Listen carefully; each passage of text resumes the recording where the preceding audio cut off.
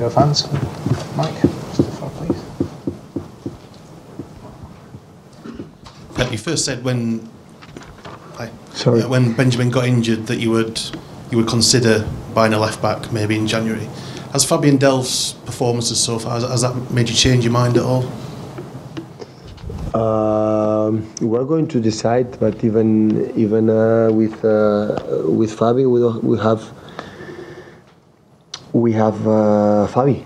Of course, Danilo can play there, but he's right foot, and Zinchenko, Alex. We're going to see the next games if they're able to play in that position. But taking decisions about what is going to happen in January and with the transfer window, we are going to decide. But of course, the club is working about not just for this winter time, for the next summer and the other one. So to know the players, how it's going. But we're going to see. We're going to see.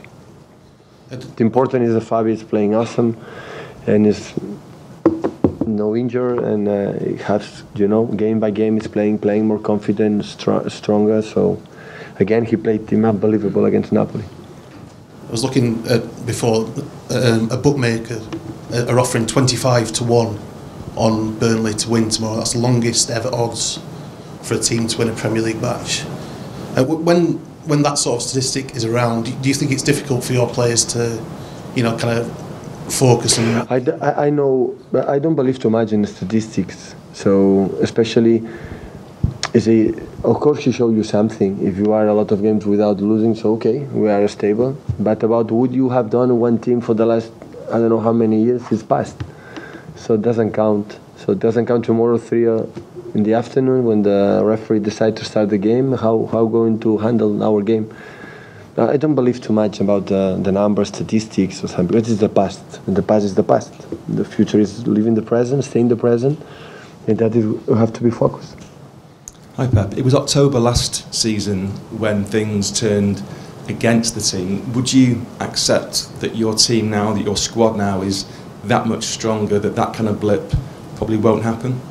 So last season when we played the first game in October, it was the game against Stoke City. In comparing last season this one, so we played really good against Everton last season. We dropped 2 penalties, we missed 2 penalties, a lot of posts, and it was one of the best performances. But after that, we went to Barcelona with 10 against 11 with the send-off from Claudio 4-0, and our mood was a little bit down. And after Southampton, the last minute against Middlesbrough, when it was 1-0, was the first half we played for 2-3, and the last minute we equalized for 1-1. And that's true. That counts a lot in our confidence, because football is an emotion moment. And now we feel, okay, we can do that. And I'm expecting what's going to happen, how we're going to react when we're going to lose points, drop points, because that is going to happen. How we're going to react, I am waiting that moment as a team, because you want to become a strong team. You have to react at that moment immediately. But of course, we knew that. We spoke about that. Last season was at that moment. And of course, Stoke City played Napoli. In that moment in Champions League, we had 4 points. Now we have 9. So we have one more game. We're qualified for 80 finals, for the best 16 teams in Europe. Again, it's in February. It's there. We can focus in the Cup, in the Premier League. So that's why Napoli away will be again so important. And but of course, winning games give us a lot of confidence. So we know exactly which team we beat last game against Napoli, when we didn't lose 1 game in the Italian league. And of course, it's so important. It's so important tomorrow against Burnley and finish the last 3 games before international break in being there. It's so important because, of course, we know the hypothetical contenders to win the Premier League. They play between each other. So soon there are one Tottenham United Chelsea, and Arsenal Everton. Arsenal is not easy for anyone. Go to Goodison Park. So that's why it's to be there, to continue focus. It's so important for us to before international break as much points as possible as we get. So I mean, you're almost expecting a blip at some stage, and you are already making plans for how you'll deal with that. About when? That you're expecting there to be a downturn at some stage, and you're already thinking about how you'll handle that. Yeah, well, that is going to happen. We cannot expect now in October finish the season like we are starting the last month when we won all the games, and now we're still winning all the games. It's impossible in football in the high level. But I want to see that. I want to see how we are going to react in that moment when we're going to drop points, how strong we are.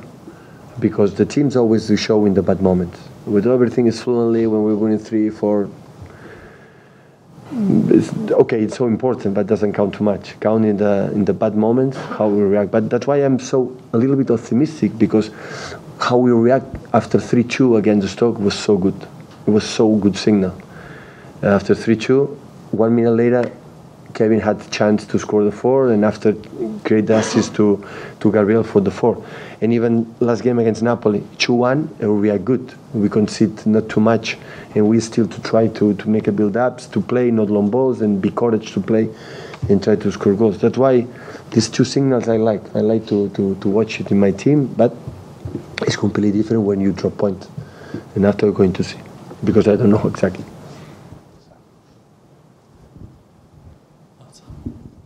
Hi Pep. Obviously the team's playing well at the moment and a lot of players look to have improved, but Nicolas Otamendi in particular seems to have improved a lot. What are your feelings on that? A lot. I'm really impressed. Because always we talk about the guys who play offensive, but John and Nico, both of them were fantastic in the last month because they play all the games. And Nico played, because I had a lot of doubts, he played or not against Stoke City because it came from Argentina with the 10 days with a lot of pressure in his mind to qualify for the World Cup, and he played in difficult conditions in Ecuador, arrived the day before, and again, I think his mentality is one of the players I met in my life with the strongest mentality, with the same confidence, and he's a guy who only want to learn in determining in the ball possession, because always was strong in the air, real win duels necessary here in England and everywhere, but especially here in England, and how he has the courage to play, even with mistakes, it doesn't matter. It's the same we said before. He lost a game, give me a ball again and play. And I give a lot of credit, a lot of value to this kind of thing. So I am really impressed the level he has, and I'm so happy with him. Has he got like that old-fashioned warrior kind of mentality? Is he one of the few guys in the squad with that? That's true. He's not afraid at all. It doesn't matter where he plays. A lot of experience. It's so important guy for us. So the last month, I think all the season, he's playing outstanding. So he and John, both of them,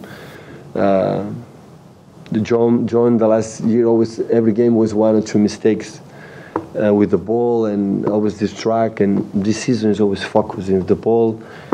I know his quality, but he's even improving. So, but it's always also difficult for me to make a lot of good comments about the central defenders, because the defender has to be always focused. And sometimes when the manager speaks quite well, always relax, and we cannot accept that. They didn't always play so well last season, did they? Together, Sorry? They didn't always play so well together as a partnership, they did it. Yeah, they did it because last season, of course, Kola playing in that position many games because his build-up from Kolarov was amazing. But after that, except the last 7-8 months, where Vincent came back, so where Vincent play often, so they play quite often, so they know each other. And I think they understand quite well. Pep, I think you said in the past that you don't think we'll have a period of one team dominating in this country again because the level is so close. But when you look at this City squad and the way you're playing at the moment, there's probably about 6 players maybe who are still a long way from reaching their peak. Is there the possibility that you're building a team that can dominate for years to come? First, to dominate years ago, you have to win titles. And when we win, you get the second one, the third one, and the fourth one. And when that happens, so you can consider you dominate. In October, when that team didn't win one title, so there's no sense to talk about that. So we can talk about, for example, Chelsea dominated last season because they win 30 or 40 games in a row winning, and how difficult it is to in that country happen, and they were able to do that. I give Antonio and his team a lot of credit of that. So now it's just in October. Of course, we are in good shape, in good momentum, but to say dominate something in where you need titles, no one, not 2, a lot, and still we didn't take one. If this club can keep this core of players together, though, there is the chance of something special. You would think. But a bit like it. Except except your players is a young team. We cannot forget, for example, last 3 games we play in the 3 strikers with the average is 21 years old. So we don't see in Europe 3 guys with this 21 years old. So in these kind of games against Napoli, for example, with Raj, with Leroy, they were not in the level that the last games will be a step forward for the next game. So it's so important to leave that situations to improve. And as quick as young you can do that is much better. But it's a team like, except 2 or 3 players, is a young team because Kyle is young, the goalkeeper is young, Ederson, Kyle, John, except Fernandinho, except David, except little Nico. The other ones is a young team because Gundogan is young, Bernardo Silva is young, Mendy is young. So that's why we try to buy players for the next year, as I said in my press conference here, not just for 1 or 2 seasons. And that's good, react good that players, because I think Gundo, I don't have any doubts about Gundo and Bernardo. They are young, but they have a lot of a character. So they don't feel the pressure. They like to play in the big stages against big teams, and that is so important to grow up like a team. But the best way to grow up and build up is to handle every 3 days a game, and win games and play good and win games and be solid. That is the best way, and we did it in the last month, August, September. We will see if we're able to do in October. We are here and we will see tomorrow.